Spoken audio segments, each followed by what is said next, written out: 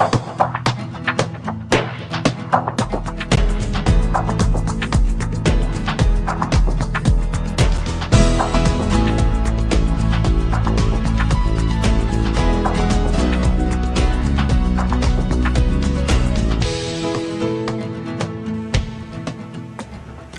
today on Do It Your Damn Self, we're going to be replacing old toilets with new water-efficient dual flush toilets. Now, we've already turned off the water to the toilet we're going to replace first, so let's go ahead and go in there and get started.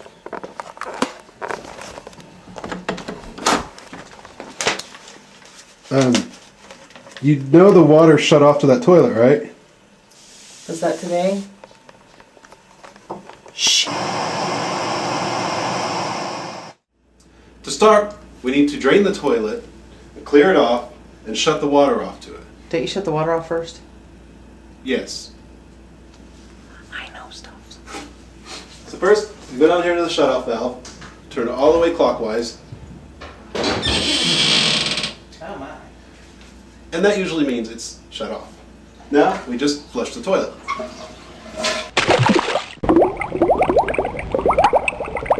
So, you can imagine, they're a little outdated.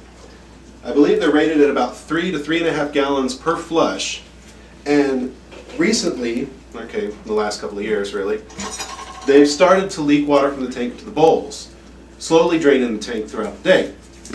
There's actually a safety in there that keeps it from refilling over and over again, but you still wind up using about 2 tankfuls every flush because you have to fill it before you can flush it, and then it automatically refills after you flush it, and that water is just going to wind up draining out throughout the next couple of hours. So, now that we've drained the tank, we just need to get in here,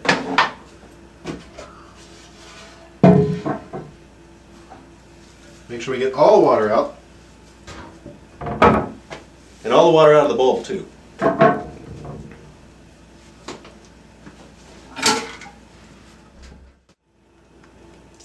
Okay, we have our shop vac.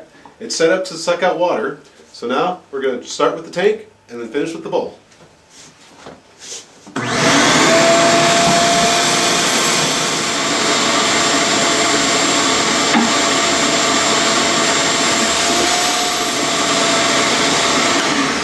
Okay, now that we're drained, we can begin removal.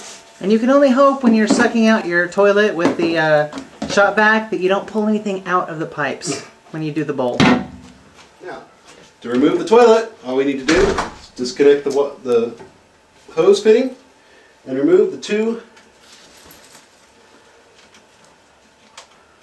Well, once I get the cap off, the 2 the nuts and the bolts things that hold the toilet down. Do you need help? No, I get it. Excellent. Hey, my. I feel like a big part of the Do It Your Damn Self team. Well, there's only so much room in here for the Yeah, I know, we have tiny. team. It's just a powder room, if you will. A half I need bath. something to put this in. Frisbee in there. Don't ask why we have a Frisbee in the toilet. Just accept it. Ew! That's clean water that's coming in. I knew that. The ew will be when we remove the toilet and the sewer gas starts coming up. Delicious. Okay. Those disconnected. Now we just pop off the little caps. Grody. And select the proper wrench.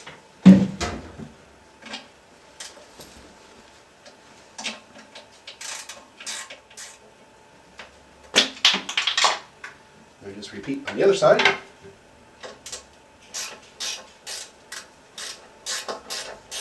It's loose from the wax ring, so all we have to do is lift up and carry it out. Me? Yes. Excellent. And away we go. Shit. Sorry, viewers.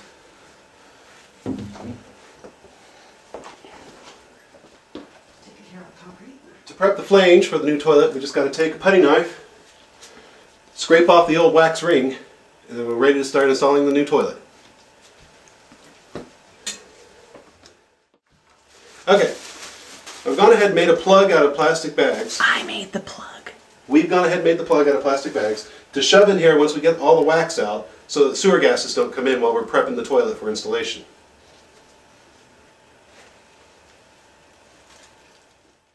Okay, we've cleaned the flange, we've got it plugged, we've got the floor cleaned up around here.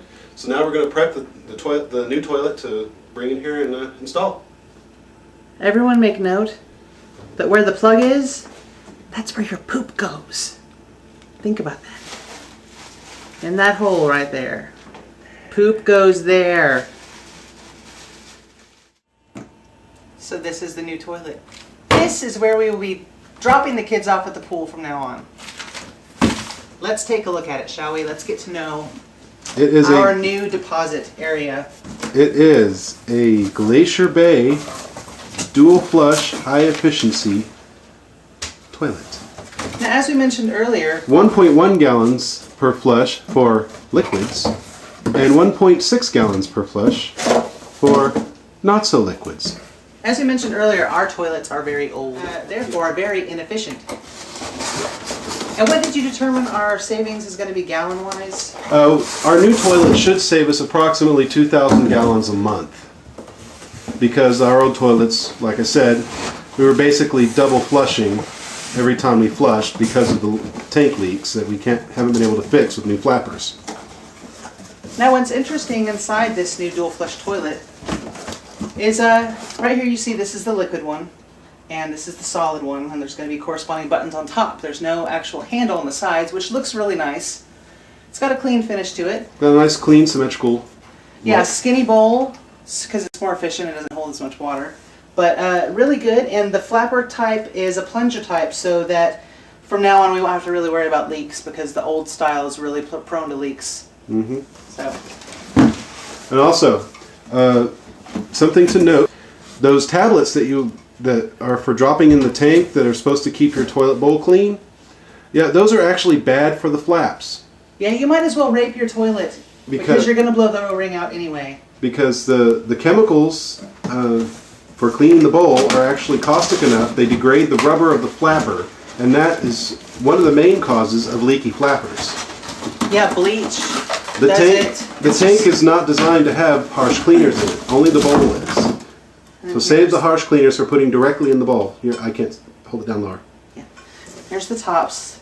Gonna go on You can see the hole there for the thing. That's going to be where the dual actual button is. So we have that. Yeah, a good tip is if you get hard water stains or any kind of rust stains or anything inside your toilet bowl, you should actually get some Everdent tabs. They're for dentures, and you throw them in the bowl, and that will clean it because dentures, of course, are made of porcelain. And is that better? Sorry, it was. Dentures are made of porcelain, or they used to be. And they still are. Everdent's made to clean porcelain, which is what toilets are. So that's a really good way to clean the inside of the bowl. You just throw it in, it fizzes. You don't have to brush it really. I mean, I guess you could, but that's a really good way to clean your toilet there. There she is. Elongated bowl to accommodate boy parts, especially. And also because the little roundy ones, you might stub your junk on. And it's taller than our current toilets. Yes, this is actually a chair height toilet. Right, so you don't have a long trip on your way down. Unlike at my parents' house, where they have toilets for little people, and I think it's about 12 inches off the ground, and you're never quite sure when your knees are going to stop bending until your ass hits the seat. Which is really fun for somebody who's over 6 feet tall like myself. So, let's get this into position, we'll move it into the room, and we'll start installing.